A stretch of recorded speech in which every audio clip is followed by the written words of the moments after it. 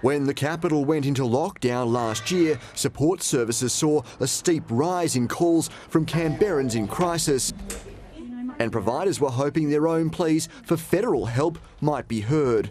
We were very optimistic that we might see the flow through of financial resources to frontline service organisations that are already stretched. Do you want to tell me a little bit about your stuff first? The Domestic Violence Crisis Service has welcomed funding for legal services for sexual assault victims and family violence prevention strategies, but says there's one glaring omission. These things are really great initiatives, but we aren't actually seeing a flow through of money for service providers who are already stretched and need to answer those crisis phone calls. Meanwhile, some fear cuts to public sector jobs will have flow-on effects beyond those who need support. We've seen years of outsourcing, we've seen years of job cuts, and the government is going to go to the next election with thousands fewer APS employees serving the Australian community.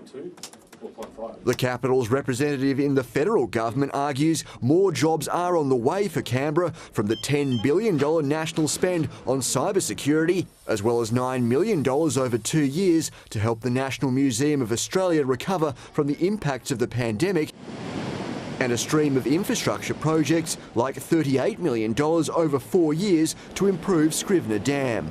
If you look around any road in Canberra, whether it's the Tuggeranong Parkway, whether it's the Monaro Highway, whether it is William Hovell Drive, whether it is Gundaroo Drive, we are seeing, and now Athlon Drive, which was announced, we are investing in our infrastructure and, of course, our national institutions in Canberra to the tune of over $2 billion over the last few years.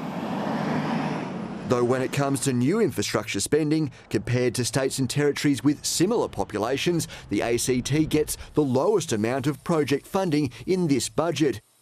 Tasmania, with a population of 541,000, will see $662 million for new projects, and the Northern Territory, with just 246,000 people, is promised $539 million in spending. But the ACT, with a population of 430,000, will receive just $59.5 million. When you do the per capita adjustments for the even larger Australian states, you see just how poorly we fare.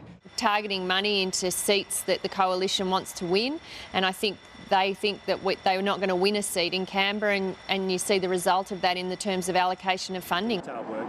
Zed Seselja begs to differ and says the ACT has not been forgotten. Whether Canberrans agree with him will become clear when they go to the polls in May. Harry Frost, ABC News, Canberra.